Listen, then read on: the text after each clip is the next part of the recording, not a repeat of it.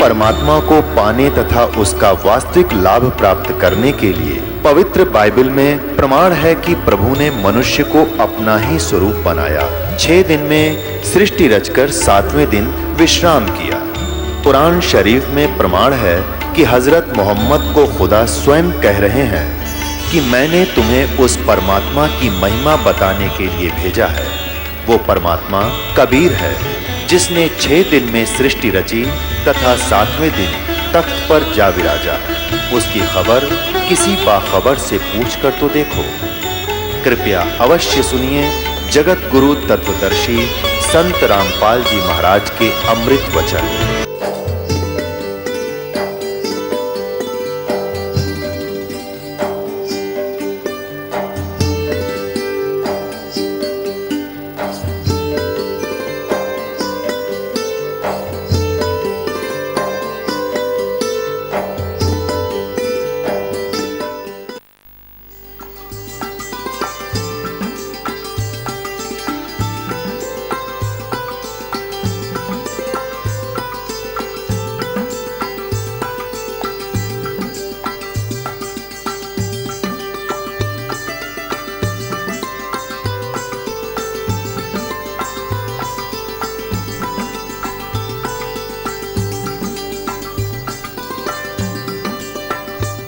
विष्णु को श्राप लगेगा नारद जी से, श्राप लगा हुआ नारद जी से कि तो एक जीवन अपनी पत्नी के वियोग में सारा जीवन निभाएगा तो ये राजा दशरथ के घर जन्म लेगा। त्रेता युग में रामचंद्र इनका नाम होगा और फिर इनको वनवास होगा।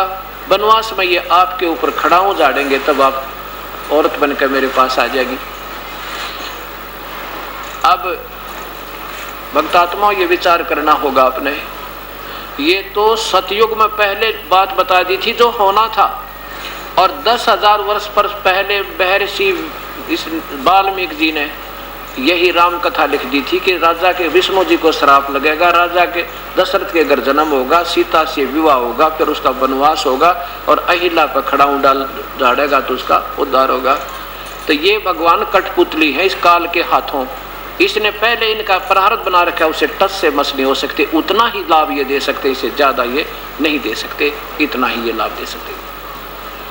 अब देखो प्यारी आत्मा, किसी महापुरुषों के गुणों से हम परिचित होंगे तभी तो उनके बारे में जानकारी होगी।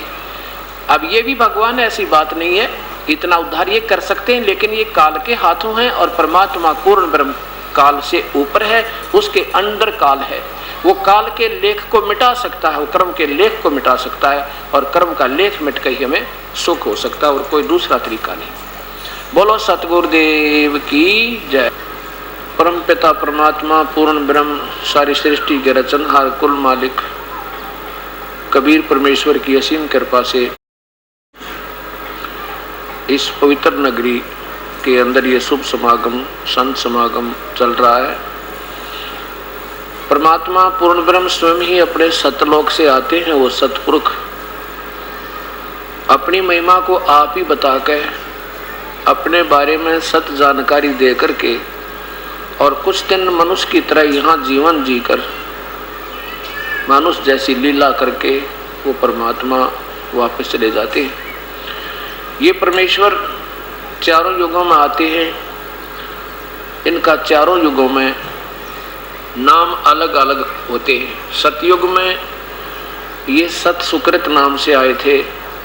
त्रेता में इन्हीं परमेश्वर का नाम मुनिंद्र था और द्वापर में इसी परमेश्वर का नाम करुणा में, और कलयुग में इनका वही नाम है जो वास्तविक नाम है, उस नाम से ये परमेश्वर आए थे।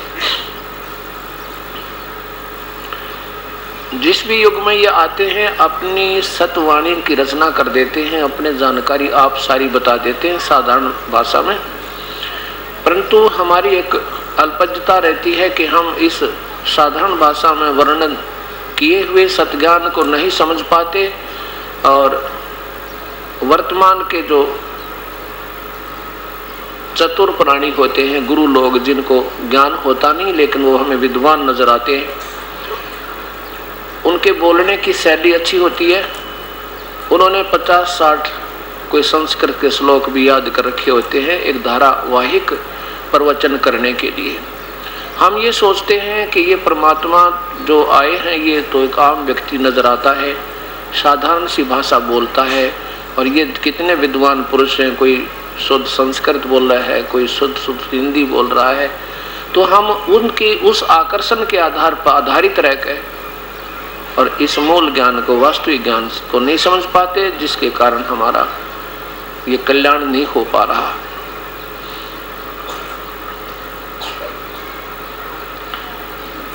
वो परमेश्वर हमें बताते हैं कि परम पिता परमेश्वर की भक्ति करने से ये प्राणी जीवन और मृत्यु से छुटकारा पा सकता है। बाकी अन्य भगवानों की पूजाओं से ठीक है, जैसा प्राणी कर्म करेगा वो ज्यों का त्यों ही उसे प्राप्त होता रहता है, और जिसके कारण हम पुण्य कर्मों के आधार पर स्वर्ग पहुंच जाते हैं, पाप कर्मों के आधार पर हम नरक जाते हैं, और फिर कुछ पुण्य और पाप प्रलय मिले के कारण हम इस 84 लाख योनियों में कभी पशु बनते हैं, कभी पक्षी बनते हैं, कभी रंक बनते हैं, तो कभी हम राजा और महाराजा भी बन जाते हैं। और ये सिलसिला, ये प्रोसीजर अभी तक समाप्त नहीं हो पाया, क्योंकि हमारी पूजा की विधि ठीक नहीं, वास्तविक पूजा की विधि हमें नहीं प्राप्त हुई, और वो संत नहीं मिला जिसकी चाह हमें युगों से है, और वो मिलते हैं तो हमारी बुद्धि सोचना बंद कर देती है, क्योंकि उससे पूर्व हमारे अंदर अन्य ज्ञान इतना भर दिया जाता है कि वो सत्य ज्ञान समाता नहीं। लेकिन इस सत्य ज्ञान के अंदर इतनी समर्थता है कि जब कोई प्राणी दान पूर्वक, प्रेम पूर्वक और निष्पक्ष भाव से सुन लेगा, फिर यही रह जाएगा, वो सारा पार हो जाता है, क्योंकि उसका अस्तित्व नहीं है, वो सब बेसलेस है, वो निराधार ज्ञान है, और ये बिल्कुल आधार ज्ञान है, यानी ये बिल्कुल सत्य ज्ञान है, यथार्थ ज्ञान है।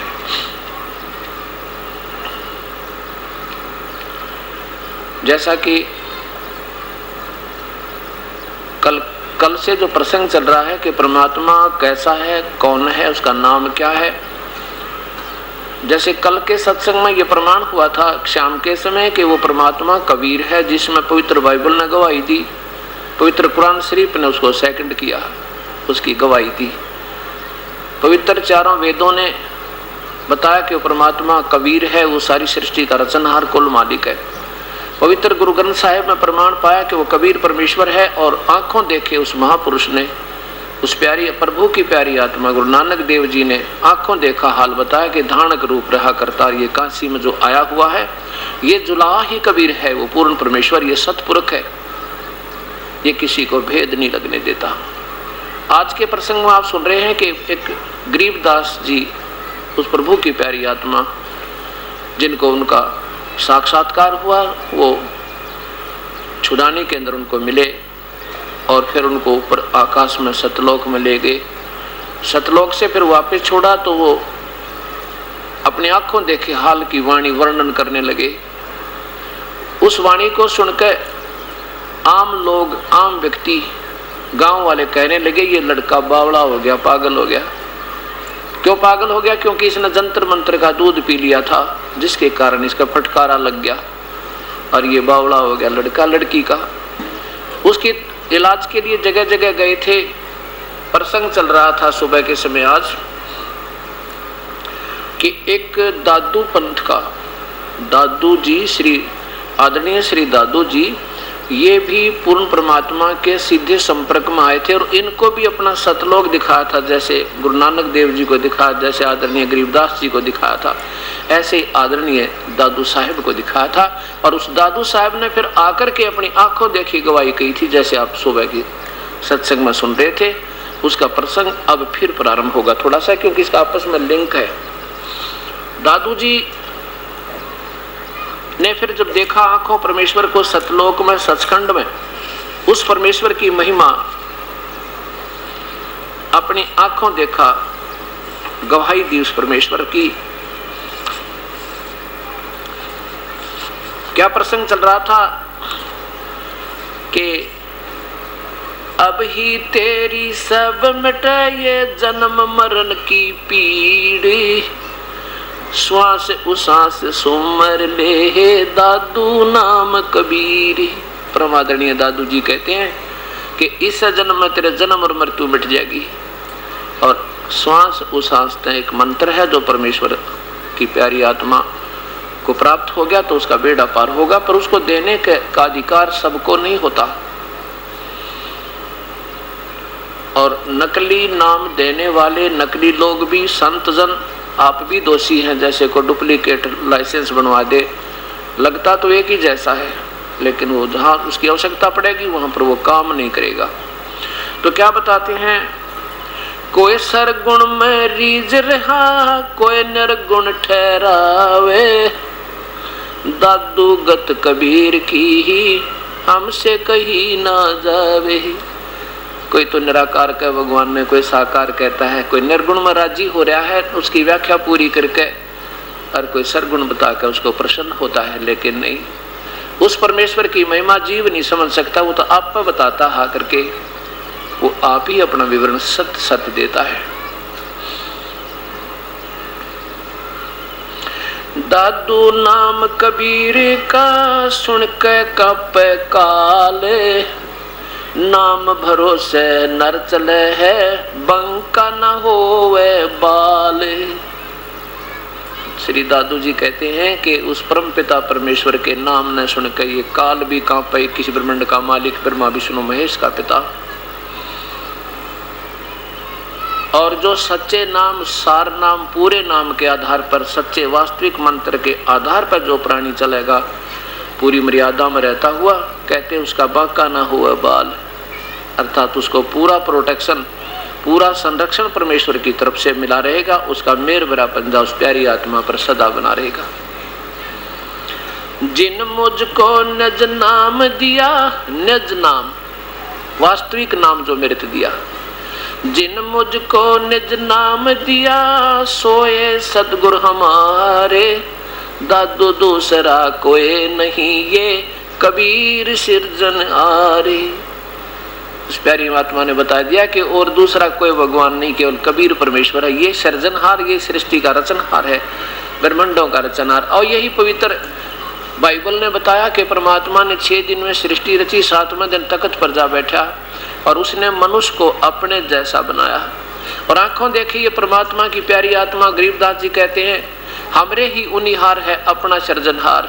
अपने उनिहार माने अपने जैसा, मनुष्य सदृश ही है, लेकिन पावर बहुत है। जैसे एक तो राजा हो और एक मेरे जैसा रंग को है, तो दोनों मनुष्य जैसे, पर पावर में बहुत फर्क है।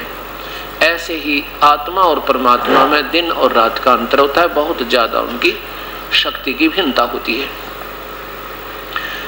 अब ऐसे दादू जी को वो परमात्मा मिले और फिर सतनाम देकर के फिर नहीं मिले,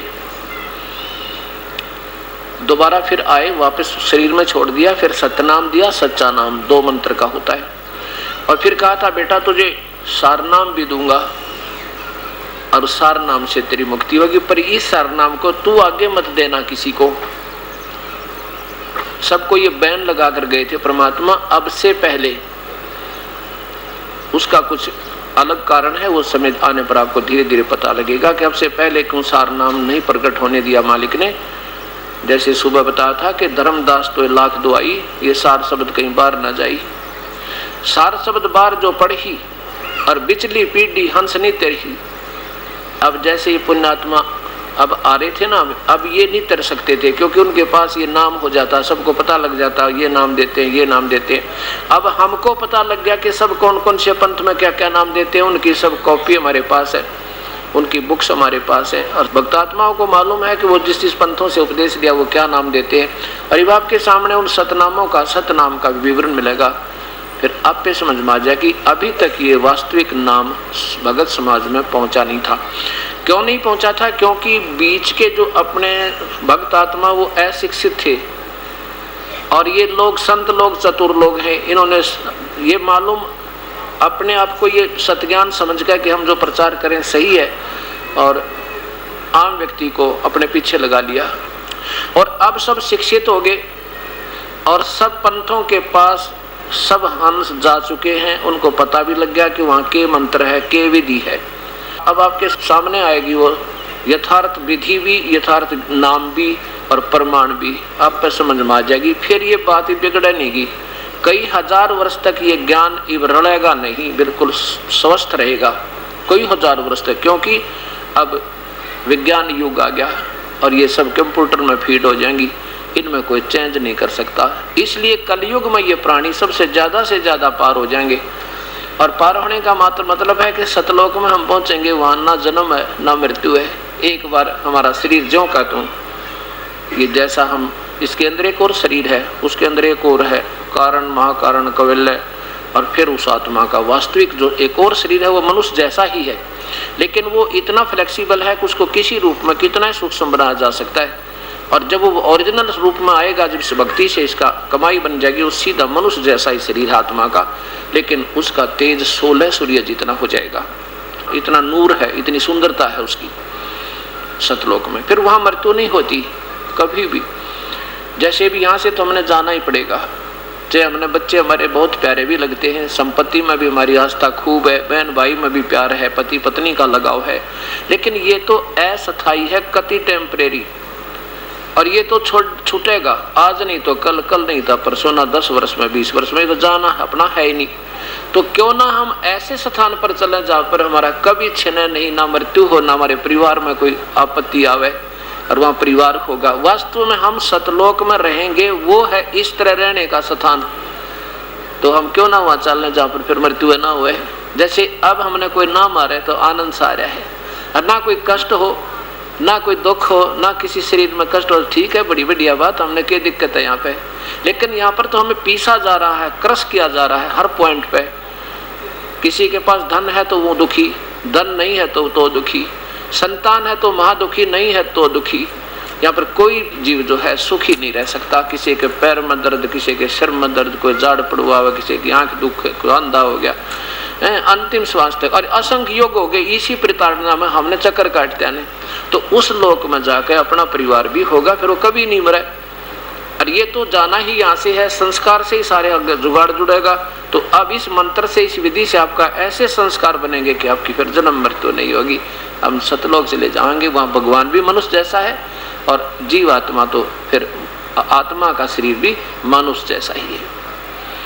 अब ये संत कहते हैं भगवान निराकार है, और चलो सतलोक। सतलोक में बता हम क्या करेंगे जब भगवान ने नियत है। जब भगवान परमात्मा अल्लाह सतपुरुष वहाँ है ही नहीं, तो हम क्या करेंगे वहाँ जाकर। फिर तो ऐसे अंधे यहाँ पर, ऐसे अंधे वहाँ पे, और जिसकी तरफ जिसके पाने के लिए प्रयत्न किए जा रहे हैं वो है ही नहीं, निराकार बताया गया। तो इन संतों की बेसलेस थ्योरी थी, अब बेसलेस अपनी, ना कोई शास्त्र देखा इन्होंने, ना इनकी अपनी पहुंच हुई। अब सुने सुनाए सट्टे ला के, और ये इतने मोटे मोटे अपने सोच के कथा किताबें बनाकर सैकड़ों सैकड़ों बड़ी आत्माओं में पेश कर दी है। अब ये फिर नए सिरे से देखा जाएगा प्रभु के पाने का तरीका, और बहुत आसान, बिल्कुल सिंपल। ऐसे फिर काफी दिन तक जब आदरणीय श्री दादू जी तड़पते रहे, रोते रहे, हे परमेश्वर एक बार फिर दर्शन दे दो, हे परमात्मा एक बार फिर दर्शन दे दो। जब देखा कि वो परमात्मा मिल नहीं रहे, सार शब्द बिना मुक्ति होनी, तो क्या सोचा कि इस जीवन से अच्छा तो मृत्यु अच्छी। अब उस परमेश्वर बिना दिल लगता नहीं, आनंद नहीं आ रहा। सांबर नदी पर जाकर अपनी आत्महत्या करने के लिए, और ऐसे टक्कर मारी पहले तो एक पहाड़ के अंदर। जो ही टक्कर मारने लगे परमात्मा, वो कबीर वही जिंदा वाले रूप में सामने खड़े हो गए और अपने प्यारी आत्मा को सीने से लगा लिया। फिर उनको सार नाम दिया और उस दादू जी की मुक्ति करी। अब एक दादू पंथ का महात्मा गोपाल दास जी, उनका अग्रवाल घर में जन्म था, लेकिन जब उसके परमात्मा के बारे में ज्ञान हुआ तो उन्होंने घर बार भी त्याग कर, और 60-65 साल की उम्र हो रही थी, अपनी भक्ति मार्ग में लगे हुए थे, और ऐसे गांव गांव में जाकर के सत प्रचार किया करते थे। जब वो छुडानी में पहुंच गए वो महात्मा गोपाल दास जी, और वहाँ गांव वालों को पता चला कि एक साधु आए हैं, बड़ी अच्छी बातें बताते हैं। तो गरीबदास जी के नाना जी और साथ में 2-4 और गांव के व्यक्ति उस महात्मा के पास गए गरीबदास बालक को लेकर, जो 10 वर्ष के थे, 13 वर्ष के हो गए थे उस समय। 10 वर्ष की उम्र में तो परमात्मा को पाया और नाम लिया और सतलोक देखा, फिर उसके बाद कमाई प्रारंभ की थी और वो वाणी बोलना शुरू कर दिया था जो आम व्यक्ति के समझ में नहीं आवे थी। तो जिसके कारण, उस वाणी के कारण उनको पागल समझा गया था। उस गरीबदास जी को 13 वर्ष के बालक को साथ लेकर और कहाँ पहुँच गए? उस गोपाल दास संत के पास, जो दादू पंथ का महात्मा था। वहाँ जाकर के कहा कि महाराज जी, हमारा एक लड़की का लड़का है और इसको पता नहीं एक संत ने ना जाने कैसा जंतर मंत्र का दूध पिला दिया और ये लड़का बावड़ा हो गया। हमारी लड़की बहुत दुखी हो रही है और संतों की विद्या को संत ही काट सकते हैं। हम आपके पास आए हैं, हमारे बच्चे का कुछ समाधान करो। गोपाल दास बोला ठीक है, आजा भाई, बैठ जा बच्चा।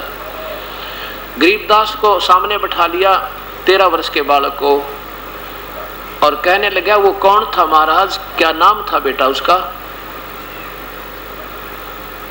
तो क्या बताया उस परमेश्वर ने? अलल पंख अनुराग है, सुन मंडल रथीर, दास गरीब उधारिया, सतगुरु मिले कबीर। अनंत कोट ब्रह्मांड का, एक रति नहीं भार, सतगुरु पुरुष कबीर हैं, कुल के सिरजन आरे। और फिर क्या बताते हैं? हम सुल्तानी नानक तारे, दादू को उपदेश दिया, जात जुलाहा भेद न पाया, वो काशी माह कबीर हुआ। ये भी भ्रम मिटा रहे हैं कि कौन है वो कबीर, कि हम सभी का उद्धार किया। गरीबदास जी कह रहे हैं किस किस का? अब्राहिम सुल्तान अधम, हम सुल्तानी नानक, श्री नानक जी का, और दादू को उपदेश दिया। उसी परमेश्वर ने आके दादू जी को भी नाम सतनाम, वो वास्तविक मंत्र दिया था। और जात जुलाहा, वो भेद नहीं पाया, काशी माए कबीर होया। अब इस बात ने सुनकर वो दादू पंथी महात्मा एकदम असमंजस में पड़ गया कि भाई ये तो आम बालक नहीं है। फिर क्या सुनाना शुरू किया? गैबी ही ख्याल विशाल सतगुरु, अचल दिगंबर थीर, भक्ति हेत काया दर आए, अवगत सहत कबीर हैं। नानक दादू अगम अगादू, तेरी जहाज खेवट सही, सुख सागर के हंस आए, भक्ति हिरंबर उर्दरी, कोटि भानु पर कास पूर्ण, रोम रोम की लारे है, अचल अभंगी है सतसंगी, अवगत का दीदार है। धन सतगुरु उपदेश देवा, 84 ब्रह्म मेट ही, तेज पुंज तन दे दर के, इस विधि हमको बैठ ही। शब्द निवास आकाश वाणी, ये सतगुरु का रूप है। चंद सूरज न पवन पानी, न जा छाया धूप है। रहता रमता राम साहेब, अवगत अलह अलेख है। बोले है पंथ विटम्बवादी, कुल का खाविंद एक है। रोम रोम में जाप जप ले, अष्ट कमल दल मेल है। सुरत नरत को कमल पठावो, जा दीपक बिन तेल है। अर्दम खोज हनोज हाजर, त्रिवेणी के तीर है। दास गरीब तबीब सतगुरु बंदी छोड़ कबीर हरदम खोज हनोज हाजर त्रिवेणी के तीर है दास गरीब तबीब सतगुरु बंदी छोड़ कबीर। अब इस वाणी का के भावार्थ बताया कि गैबी ख्याल विशाल सतगुरु अचल दिगंबर थीर है, वो परमेश्वर पूर्ण ब्रह्म, उनके तो बहुत ही गुप्त रहस्य है, उसको कोई नहीं जान सकता। उसकी रजा हो जिस प्राणी पर वही समझ सकता है। वही अचल, अचल माने अजरो अमर सथाई सदा रहने वाला, और वही इस परमेश्वर थीर, थीर माने सदा रहने वाला, बिल्कुल डगमग ना हो। और भक्ति हेत काया धर आए परमात्मा, वो पूर्ण ब्रह्म, उनका वास्तविक शरीर जो है इतना तेज है कि इन आंखों से नहीं देख सकता वो प्राणी। उनके एक रोमकूप में करोड़ सूर्य करोड़ चंद्रमा मिला दे उस सतपुरुष का, इतना उसका तेज है। उस तेजों में शरीर के ऊपर अपना एक और तेज पुंज का शरीर बना के ज्यों का त्यों एज इट इज, क्योंकि परमात्मा जैसे बल्लभ के ऊपर कोई थैली बांध पॉलिथीन की तो बल्लभ जैसा तो लगेगा, लेकिन वो चांदना कम हो जाए उसका। ऐसे ही एक और कोट पहन का परमेश्वर कहते हैं ऐसे आते हैं। भक्ति हेत काया धरे आए अवगत सत कबीर हैं, नानक दादू अगम अगाधू तेरी जहाज खेवट सही, वो सुख सागर के हंस आए भक्ति हीरंबर उर्दरी। उन प्यारी आत्माओं में पहले प्रभु की बहुत तड़प थी, युगों युगों से साधना कर रहे थे, जैसे उनको साधना मिलती थी उनके लिए परमात्मा ने यहाँ पर आए और उनको सत भक्ति का दान दिया। कोटि भानु, कोटि भानु माने सूर्य, करोड़ सूर्य, प्रकाश पूर्ण, रोम रोम की लार है उस कबीर परमेश्वर की। उन्होंने आंखों देखा सतपुरुष को, वो बता रहे हैं कि वो परमात्मा मनुष्य जैसा है और उसके एक रोमकूप की लार, यानी उसके एक रोमकूप में करोड़ सूर्य जितना चमक तेज है उससे भी ज्यादा है, और करोड़ चांद मिला दे। कोटि भानु प्रकाश पूर्ण रोम रोम की लार है, अचल अभंगी है सत्संगी, ऐसा उस परमेश्वर का दीदार है, ऐसा दर्शन है उस परमेश्वर का। धन सतगुर उपदेश देवा 84 ब्रह्मेट ही, सच्चे नाम के आधार पर, सत्य नाम यानी पूर्ण नाम के निज नाम के आधार से हमारे 84 लाख योनियों के झंझट को मिटा देते हैं। और तेज पुंज तन देव दे दर कहे, तेज पुंज का यानी एक शरीर, एक हल्के तेज पुंज का हल्के नूरी शरीर बना के वो परमात्मा इस प्रकार हमको मिलते हैं यहाँ पर आके।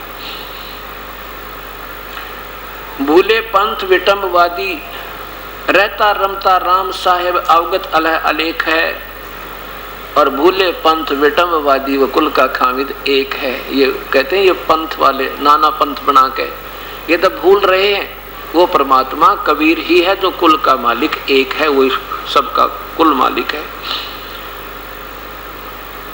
हरदम खोज हनोज हाजर, हरदम यानी हर एक श्वास के प्रत्येक श्वास के साथ उस परमेश्वर की तलाश कर, उसका अभ्यास कर।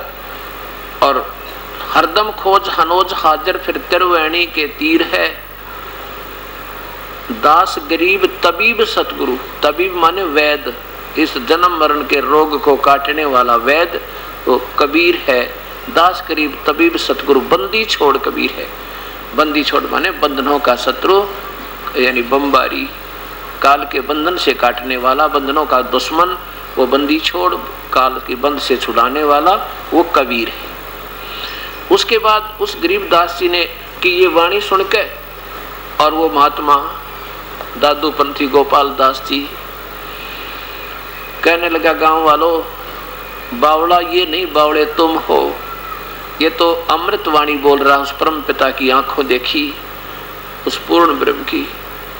तब उस 60 वर्ष के वृद्ध ने गोपाल दास महात्मा ने 13 वर्ष के बालक गरीब दास के सामने हाथ जोड़ के प्रार्थना की, कहा कि हे महाराज जी ये सारी वाणी लिखवा दो, ये तो आप ये वाणी लिखवा दो, अपना आंखों देखा जो प्रभु का दर्शन आपने किया है, सतपुरुष का, पूर्ण ब्रह्म का, वो अपना अनुभव हमें लिखा दो। ये आने वाले समय में कलयुग के अंदर जीवों का उद्धार करेगी दाता। तब गरीबदास जी ने कहा कि देखो गोपाल दास, अगर पूरी लिखे तो लिखवाऊं, ने बीच में छोड़ के मत जाना। नहीं दाता, जैसे आप कहोगे वैसे लिखूंगा। तो कहते हैं 6 महीने तक वो वाणी जो आंखों देखा विवरण उस परम पिता की महिमा का गरीबदास जी बोलते थे। और ये गोपाल दास सेठ लाला जी के घर का नाम जन्म था इनका, और ये लिखा करते थे। 6 महीने में ये लेखन कार्य पूरा हुआ। आज ये सदग्रंथ के रूप में ये पाठ चल रहा है, इसमें ज्यों का त्यों वर्णन है। और उस परमेश्वर ने जैसे कबीर परमात्मा की महिमा गरीबदास जी ने फिर ऐसे गाई जैसे तुलसीदास जी ने रामायण को फिर बाद में एज इट इज लिख दिया, उस श्री राम की महिमा को हजारों कोई लाखों वर्ष के बाद, और वो बिल्कुल सत्य है। ऐसे ही गरीबदास जी ने अपने परमेश्वर कबीर साहिब की असंख्यों युगों से लेकर और कलयुग में, सतयुग में, त्रेता में आए हुए परमेश्वर की फिर महिमा कलम तोड़ इस गुरु ग्रंथ, इस सतग्रंथ साहिब में लिखी हुई है। अब आपके सामने 3 गवाह होंगे। कौन आंखों देखे गवाह कौन कौन होंगे? आदरणीय गुरु नानक देव जी, आदरणीय संत गरीबदास जी महाराज, आदरणीय दादू जी महाराज। अब 3 गवाह आपके सामने होंगे। अब और बताते हैं, हमने कबीर परमेश्वर के बारे में जैसे उनके कलयुग में प्रगट के होने के बारे में नाना धारणाएं हमारे हृदय में समाई हुई है। कोई तो कहता है कि कोई विधवा थी, ब्राह्मणों की लड़की विधवा होगी थी, उसको गर्भ रहा था, वो शर्म के मारे इस बच्चे को कहीं डाला ही थी और उस नीरू और नीमा ने उठा लिए थे। तो ये जो है दंत कथाएं थी, बेसलेस स्टोरी थी, ये सारी निराधार कहानियां बनाई गई थी। ऐसा नहीं था उस परमेश्वर के बारे में। ठीक है, हमने ज्ञान नहीं था तो हम उसको सत्य मानते थे, लेकिन अब पता चला वो तो बालकों का अपना बनाया हुआ लोकगीत था, एक लोकवेद था। कैसे ये परमात्मा चारों युगों में आए हैं। सतयुग में सतसुकृत नाम से, त्रेता में मुनिंदर नाम से, और द्वापर में ये करुणा में नाम से, और कलयुग में इनका नाम कबीर चलेगा। जब ये द्वापर में आए हुए थे परमात्मा करुणा में नाम से, उस समय इनके शिष्य हुए थे सुदर्शन नाम के एक सुपच। सुपच कहते हैं जैसे आजकल हरिजन कहते हैं, उनको उस जाति में सुदर्शन जी का जन्म हुआ था, सुपच। और उनकी विशेष जाति थी वाल्मीक, यानी भंगी के घर पर जन्म था। अब इन बातों से आपको पता चलेगा कि परमात्मा के घर में ना जाति की बाउंडेशन, ना कोई जाति बाधक है, ना कोई मजहब बाधक है। केवल आत्मा निर्मल हो, परमात्मा की तड़प हो और मंत्र ठीक मिल जाए, गुरु पूरे हो जाए, तो चाहे किसी भी जाति या मजहब का प्राणी है उसका बेड़ा पार होगा। अब सुदर्शन जी को कबीर परमेश्वर जब करुणा में नाम से आए हुए थे, कलयुग में मिले थे, उनको अपना सतज्ञान, सतलोक सारा कुछ दिखाया था। तो उसके बाद सुदर्शन जी का तो पक्का विश्वास हो गया कि ये भगवान खुद आए हैं, परमेश्वर हैं, सारी सृष्टि के रचनहार हैं। और उनके आधार पर वो भक्ति करने लगे। तो जो पांडवों ने अश्वमेध यज्ञ किया था, जिसमें एक शंख रखा गया था कि ये बजेगा तो ये शंख यज्ञ पूर्ण होगी, तो वो किसी से नहीं बजा था, ना भगवान श्री कृष्ण से। उसने भी भोजन पा लिया था, क्योंकि उसकी शर्त थी कि ये शंख अपने आप बजेगा। एक सुसज्जित स्टेज पर रखा था, और जब बजेगा, जब ये सारे संत आत्मा उस भंडार में भोजन पालेंगे, तो अगर ये शंख बज गया तो यज्ञ पूर्ण हुई, नहीं तो समझो अपूर्ण है और कष्ट पांडवों के कटे नहीं। तो उसमें क्या हुआ था कि 33 करोड़ देवता, 88,000 ऋषि, 9 नाथ, 84 सिद्ध और 56 करोड़ यादव और ब्रह्मा विष्णु महेश भी गुप्त रूप में आकर भोजन पा चुके थे। श्री कृष्ण जी ने भी खाना खा लिया था, लेकिन शंख नहीं बजा था। तब किसने बजाया था? ये परम पिता परमात्मा पूर्ण बन के उपासक, सतनाम के सच्चे नाम के उपासक, ये सुदर्शन जी के कारण समझो ये शंख बजा था। जब ये शंख बजा था तो वो सुदर्शन जो है वो सत भक्ति कर रहा था। सुदर्शन जी के माता पिता ने कबीर परमेश्वर करुणामय की बात को स्वीकार नहीं किया कि ये सत वास्तव में परमात्मा है और पूर्ण ब्रह्म कोई और है। उन्होंने नहीं माना। सुदर्शन जी ने हाथ भी जोड़े, पैर भी पकड़े, रो रो कर आंखें आंसू भर कर अपने माता पिता से प्रार्थना की, पिताजी माताजी ये पूर्ण ब्रह्माई भी हैं, आप सत्कर मानो। लेकिन वो कहने लगे बेटा हम नहीं मान सकते, वेदों में जो लिखा है हम उसी को मानते हैं और कृष्ण जी से और इन श्री राम से हम बड़ा किसी को मान नहीं सकते। अब इन बातों को उन्होंने स्वीकार नहीं किया तो वो मृत्यु को प्राप्त हो चुके थे उसके माता पिता। जब सुदर्शन जी का समय पूरा हुआ, सतलोक जाने की वारी आई तो परमात्मा पूछते हैं बेटा तू सतलोक जाना चाहता है? कि जी बिल्कुल मालिक, आपके चरणों में समर्पण है दास का। तो बेटा एक बात बता, तेरे मन में कोई इस काल के लोक की कोई इच्छा तो नहीं रह रही, किसी भी वस्तु की, भाई कोई राज की, काज की, कोई माता पिता में ममता, कोई बेटा बेटी में मोह, या कोई यहाँ की सुख सुविधा की तेरी इच्छा हो? अगर ऐसा है तो पुत्र तेरा पुनर्जन्म होगा, और यहाँ से बिल्कुल आपका हृदय हट चुका है तो फिर ये नाम की कमाई से आप सतलोक चले जाओगे, ये नियम है। अब सुदर्शन जी कहने लगे परमात्मा अपने ज्ञान ही ऐसा दे दिया, यहाँ से तो बिल्कुल दिल हट चुका है, यहाँ से इंद्र का भी राज मुझे दे तो भी नहीं अच्छा लगे, कति नहीं प्राप्ति की इच्छा मालिक। एक मेरे मन में थोड़ी सी एक बात खटक रही है कि मेरे माता पिता बहुत पुण्य आत्मा थे दाता, लेकिन उन्होंने आपकी बात को स्वीकार नहीं किया, ये उनका दुर्भाग्य रहा। अब माँ बाप होने के नाते मेरे हृदय में उनके प्रति थोड़ी सी जगह रह रही है। ये परमात्मा जब कभी उनका मानव शरीर हो प्रभु अपने चरणों में लेना। अब तो चलो वो नहीं माने अपनी अनाड़ी जद के कारण, और मेरी ये आपसे एक करबद्ध प्रार्थना है कि मेरे माता पिता का कल्याण करना, बस यही मेरी थोड़ी सी पुकार है, नहीं आस्था कति नहीं। अब कबीर साहब तो जानी जान थे, उसको मालूम था कि ये भी काल की जाल है। अब जड़ा सा कचरा भी रह गया ना मन में, वो डुबो देगा बात ने। अब जैसे कितनी बड़ी गाड़ी हो, 9 लाख की, 10 लाख की, 20 लाख की कार हो, और उसमें जरा सा कोई कचरा आ जाए वहीं खड़ी रहे, घर घर करती रहे, चला नहीं। तो ऐसे उस परमेश्वर ने देखा कि या तो ये कचरा आ गया इस बच्चे के मन में, और ये बतेरा डबोने, इसको डोबने को, वापस काल के चक्कर में डालने को। हालांकि सुदर्शन जी बड़ा सोच बूझ से कह रहा था कि कोई ऐसी ममता नहीं है मालिक यहाँ की, लेकिन वह भी ममताएं थी, वो भी कमजोरी बोल रही थी उसके अंदर। एक वृद्ध था, वृद्ध एक डॉक्टर के पास गया। डॉक्टर के पास जाकर कहा डॉक्टर साहब मेरे जो कमर में दर्द रहता है।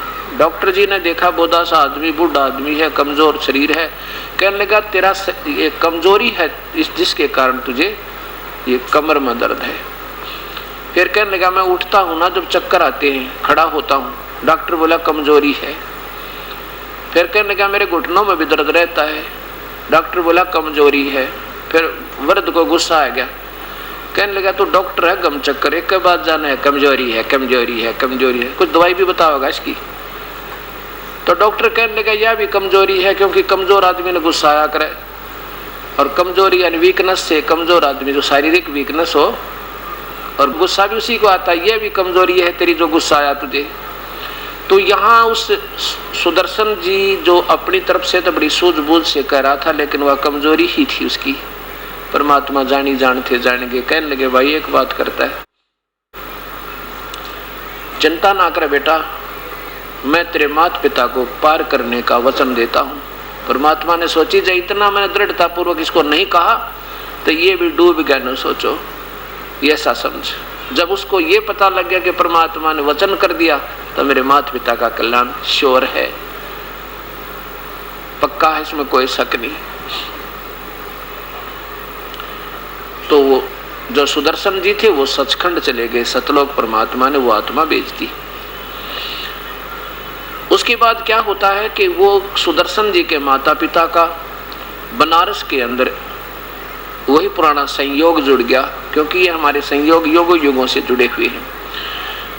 एक गौरी शंकर नाम से तो वो उसके पिता का जन्म हुआ, और सरस्वती उसकी माँ का नाम हुआ। ये ब्राह्मण के घर में इनका जन्म हुआ, दोनों का संयोग हुआ, पति पत्नी के रूप में इनका विवाह हो गया और बनारस में ये रहने लगे। ये शिव के उपासक थे, भगवान शंकर के उपासक थे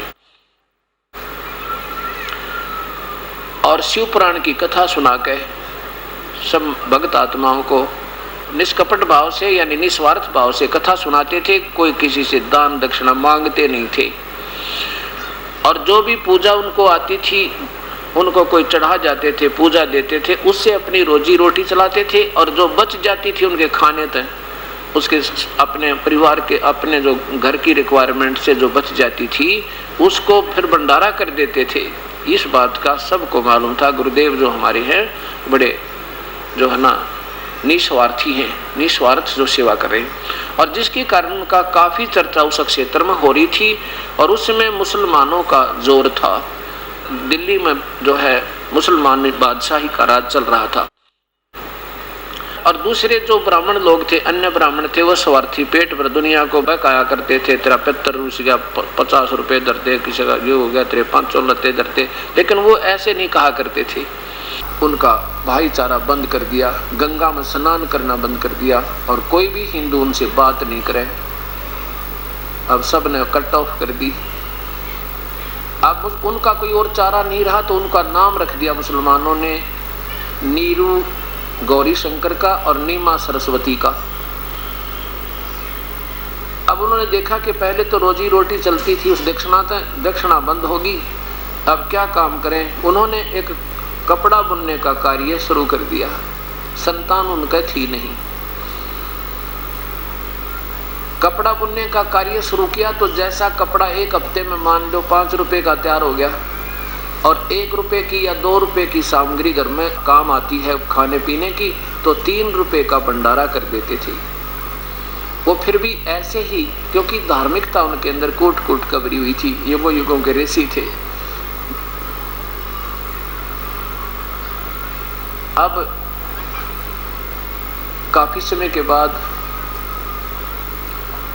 उनके संतान भी नहीं हुई, जिसके कारण उनको बड़ी उस सामाजिक यातना भी या लोगों की सुनी बातों को भी सहन करना पड़ा। क्योंकि हमारे समाज में एक और विशेष बुराई है कि नौका इसका संतान को ना, इसका तो मुख भी नहीं देखा सुबह सुबह, इस तरह गजब भैया। ये अनजान अटकले किन अटकाई नादान गुरुओं ने एक दूसरे के साथ दुश्मन बना दिए हम और उनका जीना दुभर हो जाए जिसका संतान ना होता है। और यहाँ पर संत दृष्टिकोण से, परमपिता परमात्मा की दृष्टिकोण से जिन भक्तों के संतान नहीं है वो बहुत पुण्यकर्मी प्राणी है, क्योंकि उनका आपस में कोई अभी लेना देना बकाया नहीं है किसी प्राणी का। यहाँ हम एक दूसरे के बेटा बेटी, पति पत्नी, पिता पुत्र के रूप में कैसे संयोग होता है। जैसे एक पुत्र ऐसा निकम्मा होता है, पिताजी तो माया जोड़े, पिता बेटा शराब पीवे और नुकसान करे, पैसे ले ले और ना देवा तो लड़ाई करे और फिर उसने बर्बाद करे, पिता बैठ कर रोए कोण में एकांत में जाके बनी, क्योंकि उस पिता ने पिछले जन्म में उस पुत्र का ऐसे रो रो कर कोई पैसा लूट रखा था, आज वो अपना पूरा करेगा। ऐसे ही कोई एक पुत्र ऐसा होता है कि पिताजी तो दारू पीवे और बेटा कुमा कुमा के जावे और बोला तो पिताजी कर दे, और वो चुप करके वो पैसा कुमा कुमा के दे रहा है, पिताजी बर्बाद कर रहा है। वो उसका पिछले जन्म में उस बेटे ने उस पिता का ले रखा था। अब एक बेटी की शादी कर दी और खूब पैसा दहेज लगा दिया ब्याह में, और 6 महीने पाछे बेटी मर गई। वो बेटी वह आपकी मांगत मांगे थी और वो दामाद जो है आपका पिछले जन्म का हिसाब था कोई, वो जो आपने लूट रखा होगा और वो जमाई बन के ले लिया आपने। तो अब ये संयोग हमारे एक दूसरे के साथ जुड़े। आज हम दुनिया में लूट रहे हैं, कोई रिश्वत लेकर, किसी को झूठ बोल कर, किसी प्रकार का, और ये फिर ब्याज समेत देना पड़ेगा अगले जन्म में। एक बहुत बड़ा अधिकारी था, जब ये दास सर्विस किया करता था, ये कहानी अभी याद आने लगी जब ये नाम ले लिया। उसने अपनी लड़की की शादी की दिल्ली के अंदर, 3.5 लाख रुपए लगाए। 6 महीने के बाद लड़की छोड़ दी। आज से 10, 12 वर्ष, 15 वर्ष पहले की बात है। उसमें 3.5 लाख रुपए बहुत गणे हुआ करते। 6 महीने के बाद लड़की को तलाक दे दिया, उस दुख में वो अधिकारी की मृत्यु होगी, गधा बनेगा। बोलो, अब पहले तो दुनिया को लूट लूट का पैसा इकट्ठा किया, वो तो दामाद को दे दिया और दामाद ने फिर वो रिजेक्ट कर दी लड़की, और फिर वो उसी दुख में हार्ट अटैक होगा, वो पशु बनेगा। क्योंकि अब ये हमारे एक दूसरे के लेन देन है। एक लेवा एक देवा दूतम, कोई किसी का पिता नहीं पूतम, ये ऋण संबंध जुड़ा एक ठाठा, अंश में सब 12 बाटा। तो संत दृष्टिकोण से इसको ऐसा बताया है। और जिनका संतान है और वो संतान भगवान की भक्ति करते हैं तो धन भाग है उनके, क्योंकि जब हमें सतमार्ग मिल जाएगा तो मान ले हमारा आपस में किसी का लेन देन उलझ भी रहा है तो इस नाम, सच्चे नाम के आधार पर वो परमात्मा हमारे लेन देन के कनेक्शन को काट देगा, और फिर बाप बेटा दोनों मिलकर भक्ति करेंगे और पार हो जाएंगे। क्योंकि ये परमात्मा वही है जो हमारे उलझे हुए संस्कारों को सुलझाने वाला है और हमें मुक्त करने वाला है, इसके पास फुल पावर है। तो इसकी शरण में आने से फिर हमारे मान ले ऋण संबंध है तो भी ठीक हो जाएंगे, और दोनों पिता पुत्र, बेटा बेटी, माता पिता सारे पार हो जाएंगे, यहाँ से झंझट कट जाएगा ऐसा। तो अब नीरू और नीमा निसंतान थे, और उसमें 10-12 वर्ष की उम्र में ब्याह हो जाता था। आयु होगी थी लगभग उनकी 50 और 55-60 साल की, तब तक उनका संतान नहीं थी। उन्होंने सारे जंतर मंतर भी कर लिए थे, सब कुछ अपने जो है ना मन्नत भी मान ली थी, पर कुछ नहीं हुआ। उनका गंगा में स्नान करना बंद कर दिया गया था।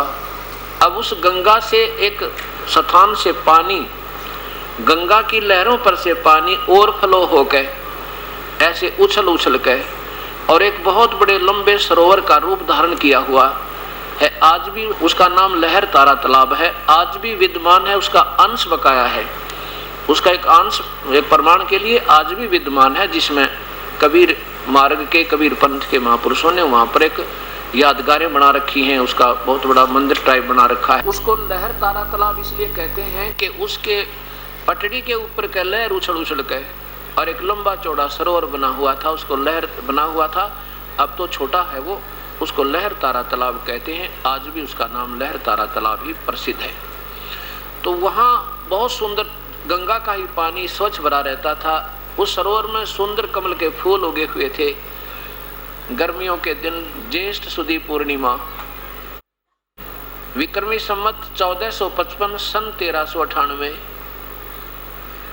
उस दिन वो दोनों के दोनों वो क्या करते थे, नीरू और नीमा प्रतिदिन अपनी झोंपड़ी से चलकर कुटिया से और वहां स्नान करने जाते थे। सुबह सुबह ब्रह्म मुहूर्त में, सुबह वक्त तो सवेरे उठकर, और वहां स्नान करके आते थे। फिर अपना ध्यान चिंतन प्रभु का करते थे, और फिर भी उनके हृदय से भगवान की पूजा नहीं हटी थी, बेशक मुसलमान बन गए थे।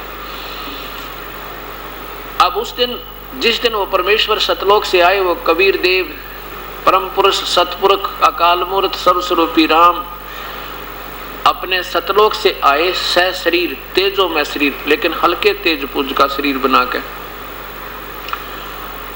तो उस लहर तारा तालाब के ऊपर एक अष्टानंद नाम के ऋषि भी वहां रोजाना स्नान करने जाते थे, और वो भी वहां बैठ के उस प्राकृतिक दृश्य में सुबह सुबह ब्रह्म मुहूर्त में कुछ देर प्रभु का वहां चिंतन करते थे। अष्टानंद जी कौन थे? ये स्वामी रामानंद जी के शिष्य थे। स्वामी रामानंद जी कौन थे? ये बहुत बड़े विद्वान, वेदों के ज्ञाता, गीता जी के कंठस्थ ज्ञाता याद थी इनको, और उन्होंने भी काशी में काफी, बनारस में काफी सुधार किया था। वो ब्राह्मण थे, और उसमें उन गुरु लोगों ने जो ऊट पटांग लोगों को गुमराह किया हुआ था, उन सब के धंधे बंद करवा के और सत भक्ति, विष्णु भगवान की भक्ति को जैसा उसकी सोच में थी, बहुत ही स्वच्छ निर्मल और शुरू करवा दिया था। और जिसकी प्रचार के लिए 1400 ऋषि बना रखे थे, ऋषि जो प्रचारक थे, 52 दरबार लगा करते थे, और ऐसे वो 1400 ऋषि बना रखे थे। वो स्वयं भी 52 स्थानों पर प्रतिदिन जाकर थे, 10-10 मिनट संबोधित करे। वो स्वयं भी महात्मा जाते रहते थे, और सतज्ञान जैसा उनको सोचा था, वेदों को, गीता को जैसा जाना था, और अन्य लटोटर बंद करवा के, ऊत भूत की या पूजा पाजा कम करवा के, सदभक्ति जैसी वो जानते थे प्रारंभ करवा रखी थी। तो ऋषि अष्टानंद भी वहां पर उस दिन विद्यमान थे। जब वो परमेश्वर आकाश से आए, पूर्ण ब्रह्म, और देखा उस ऋषि ने, वो सुबह सुबह बैठकर साधना करने का प्रयत्न कर रहा था। इतने में क्या देखा कि ऊपर से कोई बहुत तेज प्रकाश का समूह आ रहा है, क्योंकि दूर से जो चीज होती है वो वास्तविक नहीं दिखाई देती। दूर से तो ऐसा प्रकाश दिखेगा जैसे हम सामने देख रहे हैं वो लाइट है। किस चीज की लाइट है? फिर ध्यान से देखेंगे तो वो दिखेगी कि ट्यूब की लाइट है।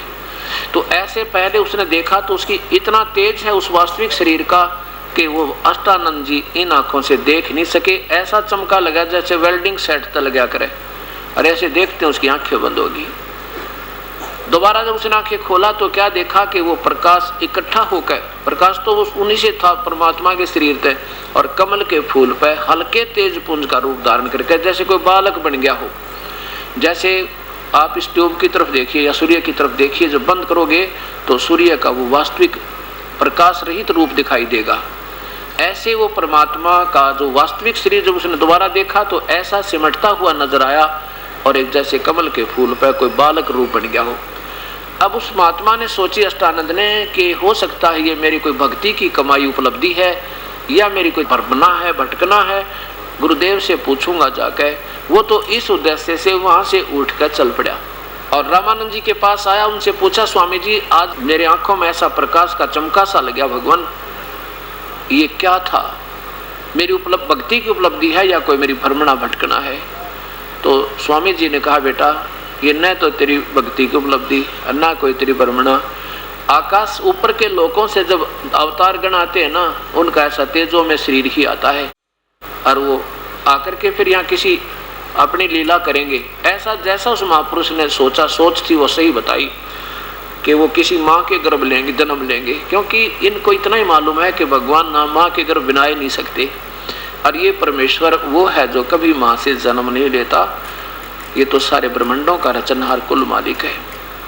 ना सतगुरु जननी जने उनके मान बाप, पिंड ब्रह्मंड से रहित है जाना तीनों ताप। इस पिंड कहो तो इस ब्रह्मंड से कहते इनसे तो न्यारा है, अलग रहता है वो परमात्मा जहाँ कोई कष्ट नहीं। उधर से नीरू और नीमा भी उसी दिन या ज्येष्ठ सुदी पूर्णिमा विक्रमी संवत 1455 सन 1398 की वो शुभ घड़ी, वो सुबह सुबह का दिन, वो दोनों भी स्नान करने के लिए वहां जा रहे हैं उस लहर तारा तालाब पे। रास्ते में नीमा अपने भगवान शिव को याद कर रही है, कह रही है, भगवान शिव जी क्या आपके घर में बच्चों की कमी पड़ गई?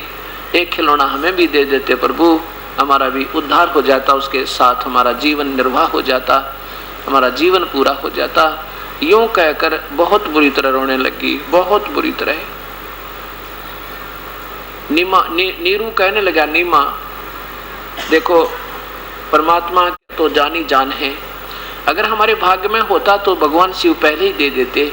अब हमारे भाग्य में बच्चा है नहीं, और आप मत रोया करो, प्रभु की रजा में राजी रहा करो। पुत्र तो मिलना नहीं, और आंखें तेरी खत्म हो जाएंगी, अंधी हो जाएगी, तेरी उंगली पकड़ने वाला कोई है नहीं, नादान, कुछ तो सोचा कर तू। अब उसको चुप कराता है, प्यार से समझाता है। ऐसे चलते चलते और लहर तारा तालाब पर वो दोनों पहुंच जाते हैं। अब नीमा पहले स्नान करती है, स्नान करके नीमा और फिर वापस बाहर आ जाती है, और नीरू स्नान करने के लिए उस लहर तारा तालाब में प्रवेश करता है। वो स्नान करने लगा नीरू, और नीमा ने अपने कपड़े चेंज किए, और जिस कपड़े को बांध के वो स्नान कर रही थी उसको धोने के लिए पुनः जब तीर पर गई, उस सरोवर के तीर पर पहुंची किनारे पे, इतने में कुछ चांदना सा हो गया था, रोशनी सी, उजाला सा हो गया था, क्योंकि सुबह का उजाला शीघ्र हो जाता है। अब उसने देखा, निकट पहुंची तो देखा कि 50 फुट की दूरी पर उस किनारे तक लगभग एक कोई वस्तु कमल के फूल पर ऐसे हिल रही है, क्योंकि परमात्मा छोटे से बालक का रूप धारण करके कमल के फूल पर विराजमान थे वो परमेश्वर, और एक पैर के अंगूठे को मुख में दिए हुए एक पैर को ऐसे हिला रहे थे। अब यूं हिलती हुई वस्तु देखी तो नीमा ने सोचा कहीं सर्प ना हो और मेरे पति को ना डस ले। ऐसा सोचकर वो गौर से देखा, ध्यान पूर्वक देखा तो क्या देखा कि बालक कमल के फूल पे, नवजात शिशु का रूप। एकदम अपने पति से कहने लगी, देखियो जी एक लड़का, देखियो जी बच्चा देखियो जी बच्चा कमल के फूल पे, बच्चा फूल पे, पठाना डूबेगा डूबेगा। अब नीरू ना रहा है। नीरू कहने लगा या तो बावड़ी होगी, कति भगवान इसने सद्बुद्धि दो किसी प्रकार है भगवान शिव जी। अब इसको जल में भी बच्चे नजर आने लगे तो कति मैड हो चुकी है, पागल होगी। परमात्मा दया करो मेरे मालिक, इसको सद्बुद्धि दो, धैर्य दो हमें दाता। ठीक है हमारे भाग में बच्चा नहीं है तो कोई बात नहीं दाता, पर इसको धैर्य दो। अब वो फिर जोर से कहती है, वो कहता है कि नादान तो कति पागल हो चुकी है, कितनी बार समझाऊं तुझे, आप मान नहीं रहे हो, मत याद करो, प्रभु ने देना होता तो हमें पहले ही दे देते। अब तुझे जल में भी बच्चे नजर आने लगे, अब तू तो गई काम तय। तब वो कहने लगी नहीं सचमुच देखो। जब उसने और कुछ ज्यादा कसक के साथ बोला तो वो देखने पर विवश हुआ, जिधर वो संकेत कर रही थी सामने देखा तो सचमुच कमल के फूल पर बालक लेटा हुआ। आओ देखा ना ताव देखा, कमल के फूल समेत परमेश्वर को अपनी पत्नी को संभला दिया और स्वयं स्नान करने लग गया। अब जिस परमेश्वर की तलाश युगों से हमें है और जिसके नाम लेने से शरीर में जैसे सर्दी सी लगा कर ऐसा सन्नाटा उठे, जिसकी तलाश ऋषियों ने शरीर खो दिया पाने के लिए, उस परमेश्वर की तलाश के लिए, और उस परमेश्वर को जिस माई ने, जिस पुण्य आत्मा ने अपने सीने से पुत्रवत लगाया होगा, उसको जो फिर आनंद आया होगा, अब उसकी आनंद का वर्णन इस जुबान से किया नहीं जा सकता। अपने नवजात शिशु के रूप में कभी उनका मुंह चूम रही है और कभी उसको सीने से लगा रही है, शुक्र मना रही है अपने शिव भगवान का। ए दयालु बड़ी दया करी आपने, आज ही याद किया था आपको मैंने हृदय से, आज ही मेरी झोली भर दी। अब देखो अपनी अपनी अटकल से हम ऐसे अटके हुए हैं, करे करावे साईं मन में लहर उठा और दादू सरदर जीव कहिए आप बगल हो जा। करते वो परमात्मा आए स्वयं और उनकी धारणा कि हमारे भगवान शिव ने मेहर करी। हम ऐसे ही सब आज अपने संस्कार वश जो मिल रहा है हम सोच रहे हैं, लेकिन हमारे उन देवताओं ने मौज कर रखी है, नहीं, वो तो परमात्मा ही और है जो सबके काम सारे। अभी गीता जी में आपको प्रमाण मिला था। तो बड़ी उस सीने से लगाती है, कभी प्यार करती है, कभी ऊपर आसमान की तरफ करती है। परमेश्वर बड़ी दया करी मेरे दाता। अब नीरू के मन में एक बात आई, हे परमेश्वर देखो पहले तो हम हिंदू थे, हिंदू से तो मुसलमान बन गए, मुसलमानों से तो दोस्ती नहीं बनी, इतनी हमारा प्यार नहीं, और हिंदुओं से हमारा लगाव रहा नहीं, और अब हम जाकर कहेंगे सोचें। उसने अपनी सोच सोची कि वहाँ लोग पूछेंगे कहाँ से लाए ये बालक, हम कहेंगे कमल के फूल पे, और दुनिया मजाक बनावेगी, हमें पीटेगी, न्यों कहेगी झूठ बोलते हो निकम्मे, कमल के फूल पर कभी बच्चा रुक सकता है, और तुम किसी का चोरी कर कर लाए हो, वो माँ रो रही होगी और बताओ किसका है, उसको दे कर आएंगे।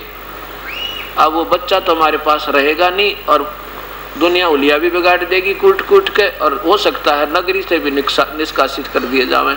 ऐसी सोच के बाहर आया, अपनी पत्नी से कहने लगा कि निम्मा इस बच्चे ने यहीं रख दे, इसी में अपनी खैर है, इसी में अपनी कुशल है।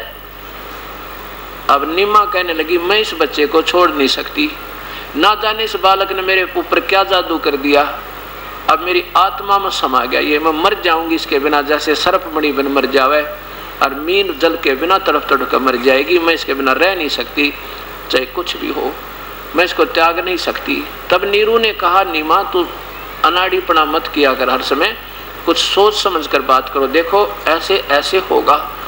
अब हम कहेंगे कमल के फूल पर बच्चा, दुनिया हमसे पूछेगी तुम झूठ बोल रहे हो, और हमारे को कहेंगे चल कहाँ से लाए हो, किसका है बताओ इसके माता पिता को, हम किसके माता पिता बताएंगे, दुनिया हमें कूटेगी और यहाँ से निष्कासित कर देगी।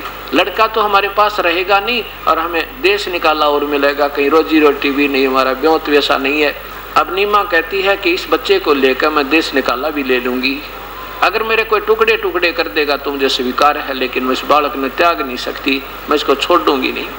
अब इतनी बात सोच के नीरू ने सोचा या तो कति नादान होगी, आगा पीछा देखती ही नहीं, इतनी अंधी होगी। अब पहली बार अपनी पत्नी की तरफ उसने थप्पड़ किया, हाथ किया कि नीमा तो कति नहीं मानती, अनाड़ी हो चुकी है और आगे पीछे का कति तुझे ख्यास नहीं है, ध्यान नहीं है, मैं तुझे थप्पड़ मार दूंगा, इस बच्चे ने रख दे। ऐसा किया था तभी वो नवजात शिशु परमेश्वर बोले, नीरू तुम्हारे ऊपर कोई आपत्ति नहीं, आओ मुझे घर ले चलो, मैं तुम्हारे लिए आया हूं। फिर वो नीरू डर गया कि एक दिन का बालक बोल रहा है और कोई फरिश्ता ना हो, कोई देव ना हो। चुप करके आगे आगे हो गया और नीमा उससे प्यार करती हुई अपने परमेश्वर से आ रही है। अब जब नगरी में पहुंचे तो पूछा अड़ोस पड़ोस में कि नीरू का बच्चा आ गया। ये तो पूछना भूल गए। और क्या देखें, जो भी देखने जावे न्यू कही तो ब्रह्मा जैसी शक्ल है, कोई कहे विष्णु जैसा सुंदर है, कोई कहे तो शिव का अवतार दिखाई दे से। और भगवान, कभी गरीबदास जी कहते हैं कि वो परमात्मा ऊपर से देख रहे हैं तीनों भगवान, वो कह रहे हैं ये तो भाई कोई और परम शक्ति है, हमारे में से नहीं है। ऐसे उस काशी में सारी में सब देखना में समूह के समूह देखना, इतना सुंदर शरीर उस परमेश्वर का, ओए होए उस बालक रूप में। तो क्या हुआ, अब वो परमात्मा न अन्न खावे, न जल पीवे, न दूध पीवे। 25 दिन का हो गया और माता रोवे रोवे, नीमा रो ही रो रही है, हे परमात्मा मेरा बेटा मरेगा। ये ना कुछ आहार कर रहा है, ना दूध पी रहा है। और सुंदर शरीर परमात्मा का गरीबदास जी लगते हैं कि ऐसे स्वस्थ हो रहा है जैसे किलो दूध बच्चा पीवा रोज। और ऐसा शरीर इतना स्वस्थ और सुंदर और रोज बढ़ रहा है और माता रो रही है, मेरा बेटा मरेगा। 25 दिन हो गए रोती ने। हे शिव जी, हे भगवान, हे शिव परमेश्वर, क्योंकि वो शिव जी को भगवान मानने थे, उन्हीं के आगे याचना करते हैं। हे शिव जी, हे भगवान, पहले तो दासी को की जोड़ी भरी नहीं, अब आपने दया करी इस दासी के ऊपर और अब ये बच्चा मरेगा मेरे मालिक। इससे अच्छा तो ना प्रदान करते तो शुक्र था। अब ये मरेगा, साथ मरूंगी मैं, इस बच्चे बिना मालिक मैं जी नहीं सकती। हे प्रभु इसका जीवन बख्शो। ऐसे याचना कर कर कर रो रही है। उस 25वें दिन वो शिव भगवान अपने शिवलोक था एक ब्राह्मण रूप बना के और सामने खड़े होकर कहने लगे, माता के माई क्यों रो रही है तू, क्या बात है। अब उस माई ने थोड़ा सा देखा उस ब्राह्मण की तरफ, फिर रोने लगी। कहने लगे, स्वामी जी आप मत पूछो मेरे दुख को, आप भी रोओगे। मुझ पापन का इतना कष्ट है कि आपसे सुना भी नहीं जाओगा। फिर शिव जी कहने लगे, माई देखो, कहते हैं ना अपने कष्ट को, अपने दुख को किसी को बता दे तो हल्का हो जाता है। कुछ बताओ, हो सकता हम समाधान कर पाए। नहीं महाराज जी, आपके बस की बात नहीं है। फिर दोबारा जब भगवान ने कहा कि कोई बात नहीं, आप इतना दर्द ना बनाओ दुख दिल में, कुछ बताओ क्या कहानी है। तब रोते रोते कह रही है कि हे ब्राह्मण, हे स्वामी जी, पहले तो हमारे संतान नहीं थी, पहले तो हम हिंदू थे मुसलमान बना दिए, चलो कोई बात ना, अपना जीवन पूरा करना है। अब भी हमारे हृदय में अपने मालिक की श्रद्धा है।